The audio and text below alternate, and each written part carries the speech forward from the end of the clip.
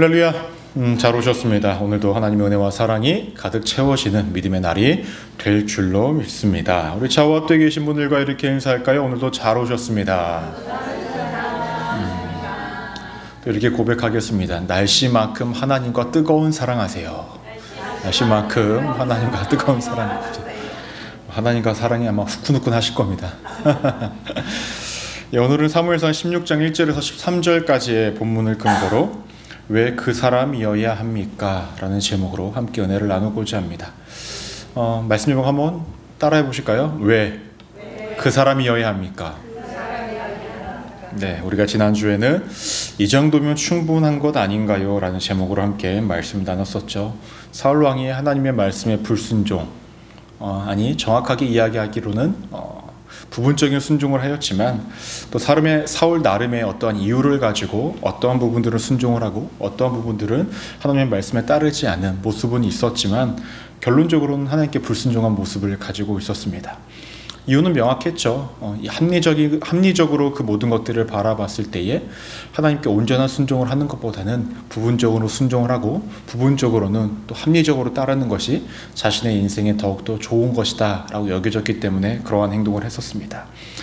사울의 이러한 모습이 사실 우리의 모습과 비슷하다고 말씀드렸죠.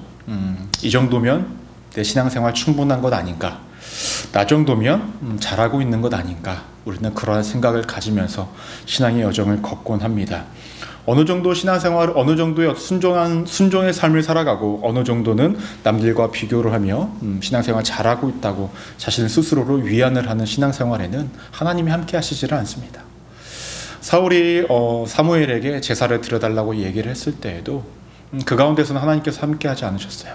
사울은 회개를 위해서 제사를 드렸던 것이 아니라 무엇을 위해서였습니까? 자신의 체면을 위해서, 백성들에게 보여지는 모습을 위해서 사무엘에게 제사를 드려달라고 합니다. 겉으로 보여지는 모든 모습과 환경들은 사람들이 봤을 때 정말로 사울은 하나님 보시기에 합당한 왕이다, 신앙적으로도 왕으로서도 이렇게 합당한 사람이라고 여겼지만 하나님 보시기에는 그 하나님이 계시지 않는, 내용이 하나도 없는 신앙의 여정이었다고 우리가 함께 말씀을 나눴죠.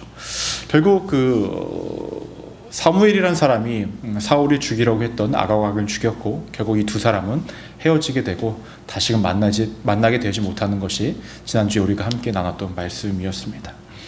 오늘 말씀은 함께 나누고자 하는데요. 오늘부터 우리가 너무나 잘 아는 인물이 등장을 하기를 시작합니다. 그 사람은 다윗입니다. 아직 왕이 되지 않았지만 이제 차츰적으로 왕이 되어가는 과정, 또 오늘 말씀을 통해서 다윗이 하나님으로부터 기름 붓는 과정을 통하여서 사울의 입장에서는 점점 왕위에 있었던 사울이 하나님께 버림을 받고 이제 그의 왕자가 차츰 사라지는 모습이 오늘 말씀으로부터 그려질 것입니다.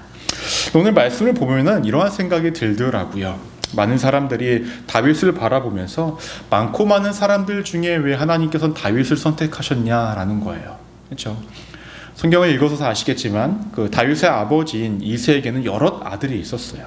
다윗의 형제가 7명이 있었는데 그 중에서도 많은 형제들이 있었음에도 불구하고 왜 다윗이었냐라는 거예요.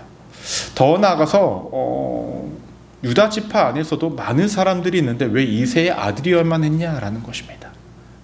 오늘 말씀은요, 우리가 왜 하나님께서 다윗을 선택하셨는지에 대해서 우리가 좀 찾아보고자 합니다. 더 나아가서 우리도 이 세상 속에서 하나님께 선택받은 자로서의 삶을 살아가기 위해서는 다윗의 모습을 닮아가야 하는데 그 모습들을 한번 발견하는 시간이 되시기를 주님의 이름으로 간절히 축원합니다. 하나님께서 다윗을 선택하신 이유가 있었어요. 사무엘상 13장 14절 말씀을 보시면 이렇게 언급합니다. 여호와께서 그의 마음에 맞는 사람을 구하여 여호와께서 그를 그의 백성의 지도자로 삼으셨느니라 하고, 하나님께서 다윗을 선택하신 이유는 하나였는데 그의 마음에 맞는 사람, 하나님의 마음에 맞는 사람이래요. 그러니까 하나님의 마음에 합당한 사람이었습니다. 그렇다면 하나님이 보시기에 합당하다라는 기준이 무엇이냐라는 거예요. 하나님의 마음에 합당하다. 우리가 이것을 오늘 찾아보기를 소망합니다. 그러면 지금 하나님께서 버렸다라고 이야기하는 사울은 하나님이 보시기에 합당한 자가 아니라, 하나님의 마음에 합당한 자가 아니라 하나님과는 멀어진 자. 다윗은 하나님의 마음에 맞는 자, 하나님의 마음에 합당한 자라는 거예요. 말씀을 통해서 한번 찾아보시기를 바랍니다. 오늘 말씀 1절 말씀을 보시면 이렇게 시작을 합니다. 여호와께서 사무엘에게 이르시되 내가 이미 사울을 버렸다. 이스라엘 왕이 되지 못하게 하였거늘 내가 그를 위하여 언제까지 슬퍼하겠느냐. 라고 말씀을 합니다. 사무엘의 입장에서는 굉장히 슬펐나 봐요. 사울이 하나님께 버림받은 것이, 그리고 더 이상 그가 왕으로서의 이제 역할을 하나님께서 인정해 주시지 않는 것이 굉장히 슬펐던 것 같습니다. 하지만 하나님의 마음은 변동되는 것이 없습니다. 하나님이 이미 마음을 확정하셨어요. 더 이상 사울에게는 왕으로서의 삶을 살아갈, 하나님이 인정하시는 왕으로서의 삶을 살아갈 기회는 주어지지 않으셨습니다. 완전히 버리셨다라고 이야기를 하고 있습니다. 사무엘이 왜 이러한 사울을 바라보며 왜 슬퍼하고 있었냐라는 거예요. 여러 가지 이유가 있겠지만은 자신이 처음으로 기름 부어 세운 왕 아니었습니까? 그리고 여러 가지 다툼과 어려움들도 있었지만 미운 정, 고운 정 다 들었잖아요. 더 나아가서 사울이 왕위에서 내려왔을 때 이스라엘 백성들도 걱정이 됐던 거예요. 이 모든 것들이 사무엘의 마음 가운데 슬픔으로 다가왔습니다. 더 나아가서 사무엘은 사실 사울에게 왕위를 주는 것, 이스라엘 백성들에게 왕을 주는 것 자체를 거부하고 반대했던 사람이었어요. 그럼에도 불구하고 하나님께서 사울을 지정하셔서 그를 왕으로 세우셨습니다. 사무엘의 입장에서 이러한 생각이 들었겠죠. 하나님, 차라리 그때 왕위를 아무에게도 주지 않았다라면 사울이라는 사람도 하나님께 버림받지 않지 않았을까요? 라는 원망 섞인 그 마음도 그 안에 아마 있었을 것입니다. 오랜 시간 동안 꽤 슬퍼했던 것 같아요. 이러한 사울의 모습을 바라보고 하나님께서 나무라십니다. 화가 나듯 말씀하십니다. 언제까지 슬퍼하겠느냐? 언제까지 너가 사울을 향하여서 안타까움을 표출하고 그 자리에 주저앉고 있냐라는 것입니다. 하나님이 사무엘에게 원하시는 것은 너가 지금 감정적으로 있어야 할 것이 아니라 내가 너에게 지시할 그 명령에 순종할 때다라고 말씀하고 있습니다. 이러한 측면에서 본다면 하나님이 굉장히 좀 냉정하게 보여요. 냉철하게 보이기도 합니다. 잘못을 했어도 한 번 더 기회를 주시고 하셨으면 좋겠다라는 것이 우리들 마음 아닙니까? 하나님 철저하게 딱 선을 그으십니다. 되려 사무엘이 더 인간적이고 더 따뜻하게 보여요. 사울을 향해서 눈물을 흘리고 슬퍼하는 모습을 보고 있는 것을 보면 말입니다. 근데 중요한 건 하나님께서 오늘 말씀을 통하여서 우리에게 전해주시고자 하는 한 가지의 메시지가 있다고 한다면 그것은 무엇이냐면 하나님의 말씀을 가지고 나아가는 인생길 위해서 우리는 감정적인 요소에 흔들려서는 안 된다라는 거예요. 감정적인 요소의 말입니다. 사무엘이 지금 슬퍼하는 것은 개인적인 감정 때문에 슬퍼합니다. 그런데 하나님께서 명령하신 것들을 순종해야 할 때에 그것을 따르지 않아요. 즉 하나님이 명령하신 것들의 그 마음을 흩어버리고 있는 것이 사무엘의 현재의 모습이라는 것입니다. 우리에게도 너무나 분별할 수 있는 능력이 필요합니다. 어떠한 능력이 필요하냐면 주어진 사명의 길을 걸어갈 때에 우리가 따뜻해야 할 때가 있어요. 더 나아가서 품어줘야 할 때가 있어요. 안아줘야 할 때가 있어요. 하지만 언제나 늘 품어주고 따뜻하게 해주고 안아주기만 할 수만은 없다라는 거예요. 이러한 모습이 너무나 필요합니다. 하지만 우리가 우리의 사역의 길, 사명의 길을 걸어가는 데 있어서 개인적인 감정적인 요소에 따라서 좌지우지 흔들려서는 안 된다라는 것입니다. 우리는 신앙생활을 할 때에 또 공동체 생활을 할 때에 감성적일 필요가 있어요. 누군가의 어려움에 공감해주고 따뜻하게 대해주고 안아주고 품어줘야 하는 것들 말입니다. 하지만 하나님의 말씀에 대해서 말씀을 기준에 따라서 벗어나는 일이라고 한다면 그것은 우리가 철저하게 선을 긋는 것도 우리에게 필요하다라는 것입니다. 믿음의 정도를 걸어가는 것이 너무나 필요하다라는 거예요. 하나님께서는 그 사무엘에게 이제 말씀하십니다. 너가 더 이상 그렇게 주저앉아서 슬퍼하지 말고 이제 떠나라는 거예요. 어디로 떠나라냐면 베들레헴으로 가라고 말씀하십니다. 그리고 너가 기름을 가지고 가서 거기서 이새를 찾고 그의 아들에게 기름을 부으라는 거예요. 이미 하나님께서는 선택하신 자가 있다라고 성경에서 말씀을 합니다. 근데 이게 사무엘이요 반기 아닌 반기를 들어요. 하나님 나 못 간다고. 이유는 하나입니다. 기름을 들고 간다라는 것 무엇을 의미합니까? 새로운 왕을 세우겠다라는 거예요. 근데 이 같은 소식을 누가 알게 되면 사울이 알게 되면 사무엘을 가만두지 않는다라는 거죠. 그 마음에 두려움이 있었어요. 그래서 베들레헴으로 못 가겠다라고 말을 합니다. 그때 하나님께서 사무엘에게 지혜를 주십니다. 너가 그냥 가지 말고 암송아지 하나를 끌고 가라. 그리고 거기서 제사를 드리겠다라고 이야기해서 이새를 만나고 그래서 한 사람에게 기름을 부으라 라고 말씀합니다. 그 하나님의 말씀에 순종하며 나아가요. 근데 베들레헴에 도착했는데 보통 그 사무엘을 마주하면은 사람들이 기쁨으로 맞이하는 것이 당연한데 반응이 조금은 이상합니다. 어떻게 반응했냐면 4절 말씀을 함께 볼까요? 시작. 사무엘이 여호와의 말씀대로 행하여 베들레헴에 이르매 성읍 장로들이 떨며 그를 영접하여 이르되 평강을 위하여 오시나이까 라고 말씀합니다. 베들레헴의 장로들이 어떻게 했다고요? 떨고 있었다라는 거예요. 이 장로들도 알고 있던 거죠. 뭘요? 사울과 사무엘의 관계가 좋지 않다는 거. 고래 싸우면 누구 등 터져요? 새우 등 터져요. 그렇죠.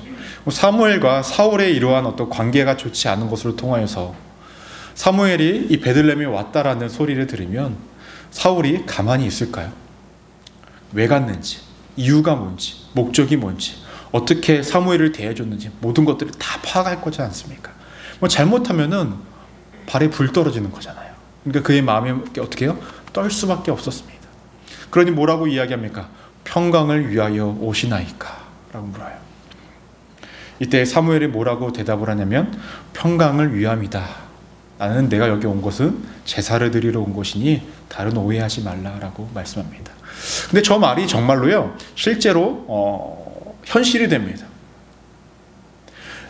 장로들이 샬롬을 위해 오셨습니까? 라고 이야기했을 때에 사무엘이 샬롬을 위해서 왔다. 근데 그것이 다윗에게 기름을 붓기 위해서 오지 않았습니까? 결국 다윗이 왕위로 다윗을 통해서 예수 그리스도가 등장을 하십니다. 이 사건을 통해서 정말로 샬롬, 이 평강이 이루어지고 있었다라는 거예요. 중요한 건 이때의 사무엘이 이 장로들과 당시의 사람들에게 뭐라고 이야기하냐면 제사를 드릴 거니까 너희가 몸을 성결하게 해라 라고 말을 합니다. 그리고 그 곁에 있었던 이새도 함께 성결하게 하라 라고 말을 해요. 이새라는 사람이 누구였을까요? 사람들이 많은 이야기들을 하는데 이새는 당시에 장로 중에 한 사람이었을 거다라고 이야기하는 사람이 있고요. 또 어떠한 사람은 말씀의 뒤를 보니까 그 사무엘이 베들레헴에 지낼 동안에 먹을 것 마실 것 지낼 곳을 제공해 준 사람이다라고 이야기를 해요. 중요한 것은 어찌됐든 이새의 집에 가서 이새의 아들들을 마주하게 됩니다. 그때 첫째를 누구를 마주하게 되냐면 엘리압이라는 사람을 마주하게 돼요. 아무래도 이새가 사무엘이 오니까 가장 먼저 보여주고 싶었던 사람이 누구였을까요? 큰아들, 그렇죠? 첫째 엘리압을 마주하게 돼요. 그리고 기름을 붓기 위해 왔기 때문에 그것을 알고 있었기 때문에 자신의 장자를 먼저 보여주기를 원했습니다. 이렇게 마주했어요. 근데 사무엘이 엘리압을 봤을 때에 너무나 훌륭한 거예요. 성경은 뭐라고 이야기하냐면 용모도 훌륭하고 키도 크고 보이는 모습이 훌륭했다라고 성경에서 말씀을 하고 있습니다. 근데 이 모습이 누구와 비슷해요? 사울과 굉장히 비슷합니다. 하지만 이에 대해서 하나님께서 뭐라고 말씀하시냐면 7절 말씀으로 함께 한번 읽어볼까요? 시작. 여호와께서 사무엘에게 이르시되 그의 용모와 키를 보지 말라. 내가 이미 그를 버렸노라. 내가 보는 것은 사람과 같지 아니하니 사람은 외모를 보거니와 나 여호와는 중심을 보느니라 라고 이렇게 말씀을 합니다. 사람은 용모와 키를 보지만 그 겉모습을 보지만 하나님은 그 중심을 보신다 라고 말씀을 하고 있어요. 엘리압은 사무엘을 보기에 너무나 흡족한 모습을 갖춘 자였어요. 하지만 하나님께서 말씀하신 건 그 외모, 키, 용모를 보지 마라. 난 중심을 본다 라고 말씀합니다. 하나님께서 말씀하시는 이 중심이라는 것이 무엇일까요? 인간적인 생각으로 움직이는 자가 아니라 하나님의 말씀에 순종하여 하나님의 마음을 품고 살아가는 자를 보신 것입니다. 그 사람을 보고 있다는 거예요. 때문에 하나님께서는 엘리압을 향하여서 뭐라고 말씀하십니까? 내가 이미 그를 버렸노라. 사울에게 하신 말씀하고 동일하게 말씀하십니다. 내가 그를 버렸다 라는 말을 엘리압에게도 동일하게 하세요. 외적으로 사울과 비슷하게 키도 크고 잘생기고 모든 것들이 훌륭해 보였던 엘리압도 하나님의 기준에 맞지 않는 사람이었습니다. 근데 참으로 재미있는 것이 있어요. 사무엘의 실상이 참으로 재미있습니다. 여러분, 아까 우리가 1절에서 2절, 3절 말씀을 나눌 때에 사무엘이 슬퍼하고 있지 않았습니까? 그때 하나님께서 사무엘에게 베들레헴으로 가라라고 말씀을 하셨었어요. 그런데 그때 사무엘이 뭐라고 이야기해요? 나 못 가요. 나 죽어요. 라고 얘기해요. 근데 이전에요, 사무엘이 사울에게 어떠한 말을 했던지 기억하십니까? 순종이 제사보다 낫다. 근데 사무엘은 하나님의 말씀에 순종이 아니라 못한다 라고 이야기를 했었습니다. 또 오늘 말씀을 또 지금 말씀을 보니까 전에 사울의 외모와 그 모습을 보고 기름을 부었던 사무엘, 근데 엘리압을 또 보더니 또 그의 외모와 키를 보고 아, 왕이 될 만한 사람이다 라는 과거의 실수를 또 반복하고 있습니다. 당시에 사무엘이라고 한다면 하나님과 밀접하게 관계가 있는 사람, 지금으로 따지자면 영적 거장, 영적 리더자라고 볼 수 있는 사람이었지만 그의 삶도 하나님 앞에서 완벽하지 못해요. 연약함이 여실히 드러나요. 여러분, 말씀이라는 것이 참 재미있습니다. 타인에겐 적용을 잘 시켜. 야, 생각을 해봐라. 하나님이 이렇게 말씀하셨잖아. 너 이렇게 순종해야지 라고 우리가 이야기는 잘해요. 근데 내 상황 가운데, 내 삶 가운데 동일하게 적용하려고 그러면 그 말씀 생각 안 나요. 그렇죠? 아, 나는 이유가 있어. 그렇게 못하는 이유가 있어 라고 이야기하는 것이 우리들의 실상입니다. 근데 그 모습이 누구에게도, 사무엘에게도 동일하게 있었다라는 것입니다. 인간의 연약함과 부족함은 열애가 없습니다. 예외 없습니다. 다 그거 품고 살아가요. 때론 드러나기 마련이고 때론 드러나지 않아서 조금 더 신앙의 길을 잘 걸어가고 있다고 보여질 뿐이었다는 것입니다. 다시 한번 말씀으로 돌아오면 엘리압이 거절을 당해서 누구를 보여주냐면 둘째 아들인 아비나답을 보여줍니다. 그도 아니에요. 다음이 아들 삼마를 보여줘요. 그도 아니에요. 연달아 7아들을 다 보여줬지만 다 거절당합니다. 이세 입장에서 어떠한 생각이 들었을까요? 자신 있게 보여줬던 모든 아들들 다 거절당해요. 자존심 상할까요? 안 상할까요? 여러분들 자녀분을 딱 데리고 와서 어디 보여줘. 아, 내 아들이야. 막 이렇게 얘기했는데 아유, 아니야. 뭐 어때요? 기분 나쁘잖아요. 근데 그걸 몇 번이나 7번이나 거절당해요. 기분 나빴을 거예요. 이때에 사무엘이 이새에게 묻습니다. 네 아들이 이게 다냐? 그 단이라고 얘기하죠. 11절 말씀 우리 한번 읽어볼까요? 시작. 또 사무엘이 이새에게 이르되 내 아들들이 다 여기 있느냐? 이새가 이르되 아직 막내가 남았는데 그는 양을 지키나이다. 사무엘이 이새에게 이르되 사람을 보내어 그를 데려오라. 그가 여기 오기까지는 우리가 식사 자리에 앉지 아니하겠노라. 이새에게는 마지막 아들 다윗이 있었습니다. 그가 뭐하는 자? 양을 지키는 자입니다. 성경의 표현이 참 재밌는 건데요. 여기서 막내가 있다라고 이야기해요. 우리가 보통 막내라고 하면은 어떠한 사람일까요? 제일 어린 사람을 의미하죠. 여기서 막내라는 단어의 뜻이요, 작은 자예요. 작은 자. 사울도 그렇고 엘리압도 그렇고 큰 자였어요. 하나님은 그 큰 자를 선택하신 것이 아니라 누구요? 작은 자를 선택하고 계신 것입니다. 그래서 하나님께서는 이 작은 자를 선택하심으로 데려오라고 이야기해요. 그때까지 내가 밥도 먹지 않을 거야 라고 이야기를 합니다. 근데 여러분, 당시에 양을 치는 자, 목축을 하는 사람들은요, 이미지도 그렇고 실제적으로 약간 조금 냄새가 나요. 좀 더럽다라고 취급을 받던 사람이었습니다. 그리고 그 당시에 목축은 자급자족 시대였기 때문에 우리가 생각하는 몇 천 마리의 양을 치는 것이 아니라 그냥 소수의 양만 이렇게 치는 자들이었어요. 그래서 보통은 소년들이나 아니면 여성들이 그 목축을 담당했다고 이야기를 합니다. 즉 당시 여성들은 존중받지 못했고 더 나아가서 소년들도, 어린아이들도 인구수에 포함되어지지 않는 존재들이었다는 거죠. 당시에 이 다윗이라는 사람은 사무엘이 왔음에도 불구하고 형들은 다 부름을 받았는데 부름을 받지도 못하는 자, 냄새나서 곁에 두고자 하지도 않았던 자, 주목받지 못하는 자, 중요한 일을 감당하는 것도 아닌 자가 누구였냐? 다윗이었다라는 거예요. 더 나아가서 아버지께도, 아버지 품에도 있지 못하는 자가 다윗이었습니다. 근데 그런 다윗을 부릅니다. 그리고 이어서 12절 말씀을 보시면 이에 사람을 보내어 그를 데려오매 그의 빛이 붉고 눈이 빼어나고 얼굴이 아름답더라. 여호와께서 이르시되 이가 그니 일어나 기름을 부으라 하시는지라. 하나님이 지정하십니다. 이가 그다고. 그걸 선택하셨죠. 그다음에 용모와 키는 크구나.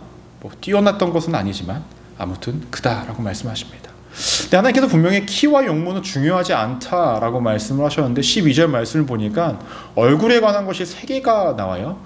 그의 빛이 붉고 눈이 빼어나고 얼굴이 아름답더라. 결국엔 외모인가요? 잘생기고 예쁘면은 왕이 되는 건가요? 불공평한 세상, 그렇죠? 근데 그 말이 아닙니다.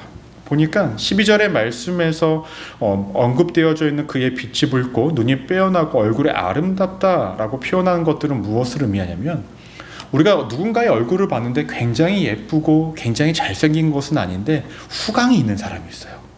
빛이 나는 사람이 있어요. 또 그 얼굴에 선함이 묻어나오는 사람이 있어요. 그런 것들을 의미하는 거예요. 제 얼굴은 어떤가요?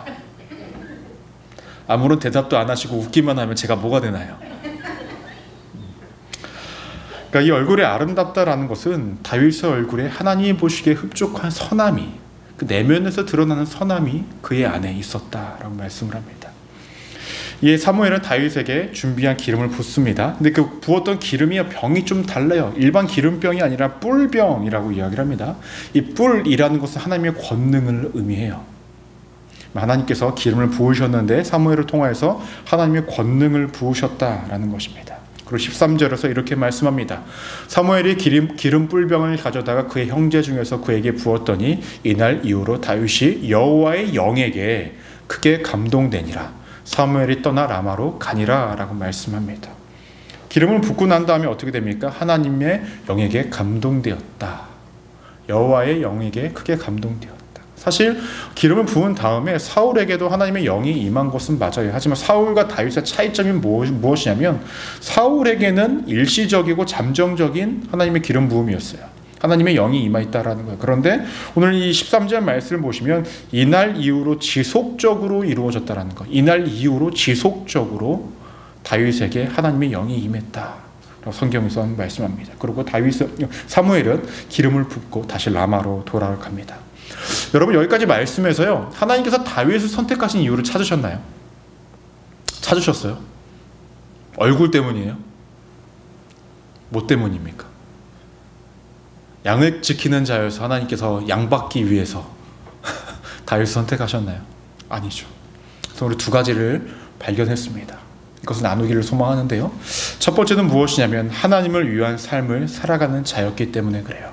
따라 보실까요? 하나님을 위한 삶을 살아가는 자였기 때문입니다. 여러분 우리가 신앙생활을 하면 늘 초점이 나에게 맞춰져 있습니다. 대부분 그래요. 목사님 저는 아닌데요. 맞아요. 나 아니면 조금 더 나아가면 내 가족, 조금 더 나아가면 내가 사랑하는 사람, 내 지인, 이 바운더리를 거의 넘지 않습니다. 이것이 우리의 신앙생활이에요.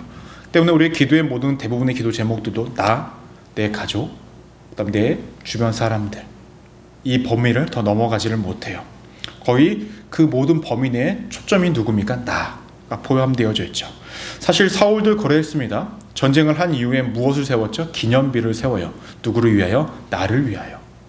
하나님께서 일구신 승리였음에도 불구하고 사울은 어떻게 합니까? 자신의 능력과 권위를 나타내기 위해서 기념비를 세워나갑니다. 아각 왕을 살려뒀던 이유가 무엇일까요? 사람들 앞에서 죽여서 자신의 권위를 높이기 위한 것이었어요. 많은 가축들을 살려둔 것은 무엇입니까? 자신이 하나님께 제사를 드리기 위해서 사람들에게 보여주기식의 모습을 나타내기 위함이었습니다. 사울의 잘못을 통하여서 사무엘이 떠나려고 했을 때에 제사 드려달라고 이야기를 합니다. 사울이 왜 그같이 행동을 했을까요? 많은 백성들 앞에서 자신의 체면을 지키기 위한 것이었어요. 사울의 모든 행동의 중심에 누가 있습니까? 사울 자신이 있었다라는 것입니다. 사울만 그런가요? 그렇지 않아요. 우리 여러 목사님을 통해서 설교를 많이 들어보셨을 겁니다. 우리가 무엇을 얻든 어디에 살든 어떻게 살든 모든 것들을 하나님의 영광을 위해서 살아야 합니다. 돈을 많이 버십시오. 하나님의 영광을 위해서. 높은 지위에 오르십시오. 하나님의 영광을 위해서.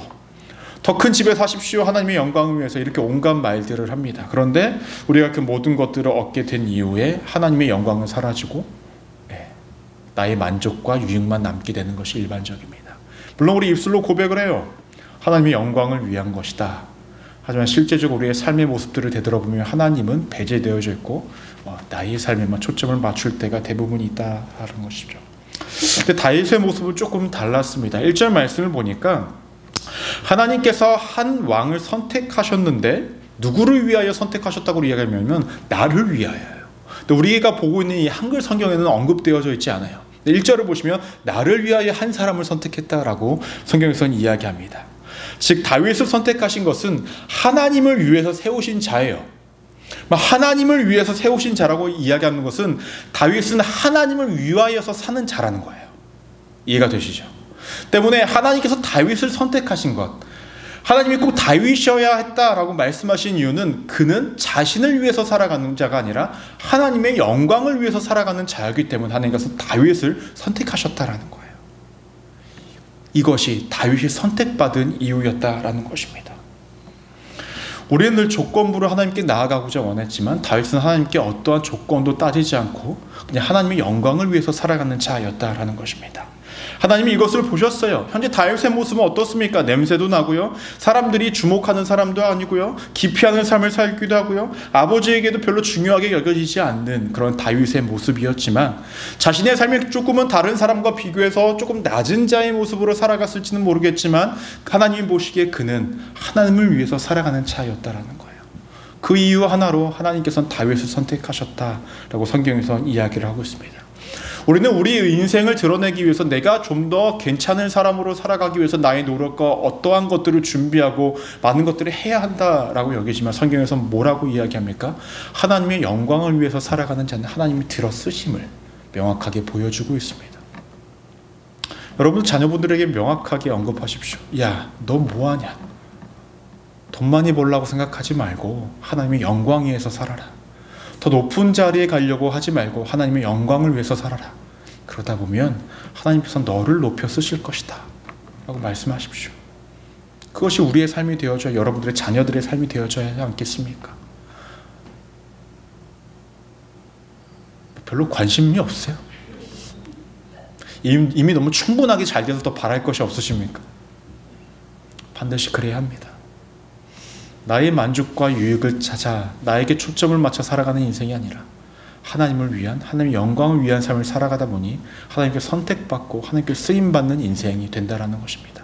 저는 여러분들이 그러한 삶, 여러분들의 가족의 구성원들이 그러한 삶을 살아가시기를 주님의 이름으로 간절히 축원합니다. 두 번째로 기억하셔야 될 것은 무엇이냐면 주어진 삶에 충성하는 자였기 때문에 그래요. 다윗이. 오늘 말씀에서 보면은 다윗의 얼굴빛이 붉었다라고 말씀합니다. 왜 얼굴빛이 붉었을까요? 밖에 많이 있었으니까 얼굴이 붉었겠죠. 왜 밖에 많이 있을까요? 양을 지키려면 밖에 있어야지 뭐 실내에 있으면 양을 지킬 수 있습니까? 못 지켜요. 요즘 우리 성도님들이 저에게 자주 하시는 말씀이 있어요. 김 목사님 처음에 왔을 때는 얼굴이 뽀얗는데 이제 뽀얀 것은 좀 사라졌다고. 네. 왜 그럴까요? 여기 있다 보니까, 밖에 생활하다 보니까 얼굴빛이 조금 더 이게 조금 까무잡잡하게, 물론 뭐 성도님들이 아직 멀었어요 라고 말씀하시겠지만 전보다 많이 조금 탔어요. 저도 이 정도인데 양을 지키고 양을 치는 자가 계속 밖에 있어야 되잖아요. 그 얼굴빛에 붉은 빛, 그 탄 얼굴들이 그을린 것이 보였다라는 거예요. 이것은 무엇을 의미합니까? 다윗은 자신에게 주어진 삶을 열심으로 감당하는 자였다라는 거예요. 여러분, 당시에 목축업은 누구나 기피하는 일이었대요. 근데 여러분, 목축과 농사 두 개 중에 하나를 선택하라면 여러분들은 무엇을 선택하시겠습니까? 사실 뭐 그거나 아닙니까? 그렇죠? 근데 당시에 농사 짓는 것은요, 그러니까 사람들에게 인정받는 직업이었대요. 지금으로 따지면 약간 좀 첨단 산업이었대요. 왜냐하면 우리는 지금이야 스프링클러로 해서 물도 주고 다 할 수 있잖아요. 당시에는 비도 잘 안 오고 하니까 어디 가면 물을 얻을 수 있는지, 강우가 언제 더 비가 많이 내리는지, 이 모든 것들을 계산할 수 있는 사람이 누가 농사를 지을 수 있었대요.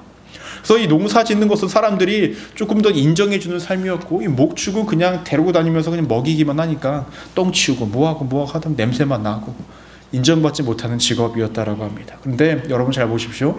사울이요, 뭘 했던 사람이요? 농사 지었던 사람이에요. 근데 다윗은 뭐 하는 사람입니까? 목축을 하는 사람입니다.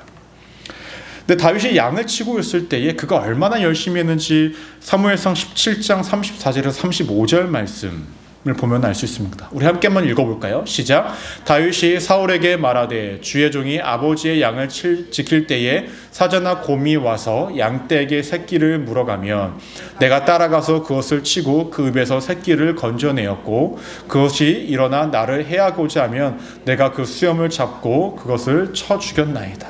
대단하지 않습니까? 입에 물어나고 입에 있는 건 갖고 온 거예요. 왜 이렇게 했을까요? 내 아버지의 양을 끝까지 지키려고 했던 거예요. 자신에게 주어진 것 충성되게 목숨 걸고 하는 자가 누구였습니까? 다윗이었다는 것입니다. 이것을 누가 보신 겁니까? 하나님이 보셨던 거예요. 사람들이 봤을 때는 인정해주지 않은 직업, 사람들이 봤을 때는 가까이 하고 싶지 않은 사람, 가족들에게마저도 조금은 외면받는 자의 삶, 굉장히 비참한 삶이라고도 볼 수 있죠. 누가 봤을 때는 그 역할 자체가 굉장히 작은 역할이라고 얘기할 수 있습니다. 어떤 한 목사님이 이러한 말씀을 하시더라고요. 여러분, 영어 small, 작은 이라는 뜻의 small의 안에는 뭐가 포함이 되어져 있는지 아십니까? 스페링 all, 모든이 포함되어져 있습니다. ALL. 그쵸? 무엇을 의미할까요? 내게 주어진 작은 것에 대해서 충성을 다하는 것이 모든 것들을 잘할 수 있는 사람이다라는 거예요. 다윗은 자신에게 주어진 작은 일이라고 여겨지는 그 일을 충성되게 하는 자였기 때문에 하나님께서 그 모습을 보시고 그를 왕으로서 세워나가시고 있다는 것입니다. 여러분, 하나님께서 여러분들에게 어떠한 것들을 제시해 주시고 보여주시고 이끌어 가시는 데 있어서 한 번에 다 보여주시면 여러분 어떻게 되는지 아십니까? 눈 뒤집힙니다. 그거 감당 못해요. 하나님은 늘 하나 보여주시고 다음 거 보여주시고 하나하나 스텝 바이 스텝으로 나아가게 하십니다. 그런데 그것이 아무리 작다 여겨질다 할지라도 그것에 대해서 충성을 다하는 자에게 하나님께서는 다음 스텝을 보여주십니다. 그것을 다윗에게 보여주고 계신 거예요. 다윗은 자신의 삶에 주어진 그 역할을 충성되이 하고 있었기 때문에 그 모습을 보신 하나님이 그에게 왕위를 허락하셨다는 것입니다. 말씀을 정리하고자 합니다. 여러분, 우리가 생각했을 때는 세상에 다윗보다 더 훌륭한 사람이 많을 것 같아요. 외모적으로나 보여지는 모습으로나 배운 거나 사람들의 어떤 인지도나 기타 등등 더 좋은 조건과 많은 것들이 있는 사람이 있을 것 같았지만 하나님은 그러한 조건들이 중요하지 않았습니다. 오직 두 가지를 보고 다윗을 선택하셨죠. 왜 그여야만 했냐면 첫 번째로 자신의 영광을 위해 살아가는 자가 아니라 하나님의 영광을 위해 살아가는 자였기 때문에 그러합니다. 하나님의 영광을 살아가기 위해서 그가 자신에게 주어진 삶이 남들이 봤을 때는 하찮은 일이고 아무 일도 아닌 것처럼 여기는 그 일마저도 충성되이 행하는 자였기 때문에 하나님께서 선택하셨다라는 거예요. 여러분, 지금도 우리가 믿음의 공동체 안에서 때론 가정에서 여러분들이 있는 모든 곳에서 내게 주어진 사명이 작게 여겨지십니까? 걱정하지 마세요. 그냥 그거 충성되게 하십시오. 하나님 때로는 더 큰 것들을 보여주시고 더 큰 은혜를 주셔서 여러분들을 사용하시길 원하신다라는 거예요. 그러니 늘 왜 그여야 하냐라고 질문이 던져졌을 때에 내가 그일 수 있도록 오늘 말씀을 내 삶 가운데 적용해 보시기를 바랍니다. 그랬을 때에 우리의 삶도 하나님께서 들어쓰시는 삶이, 하나님께서 또 사용하시는 삶이 될 줄로 믿습니다. 우리 순복음 소망교회 모든 성도님들 반드시 그러한 삶을 살아가시기를 주님의 이름으로 간절히 축원합니다. 기도하시겠습니다.